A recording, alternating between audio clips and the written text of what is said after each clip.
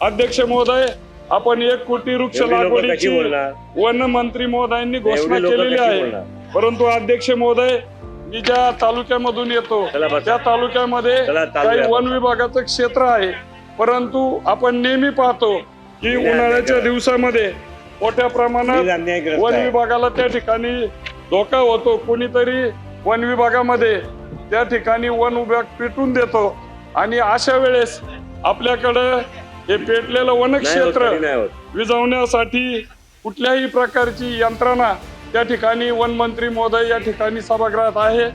जर वन विभाग पेटला तर त्याला विझवण्याची कुठलीही यंत्रणा नसल्यामुळं अनेक वेळेस आपण बघतो की एकीकडे आपण वृक्ष लागवडीची घोषणा करतो आणि वृक्ष लागवड करत असताना जे उभे वृक्ष आहे मोठे वन विभागात ते उन्हाळ्यामध्ये पेटवले जातात।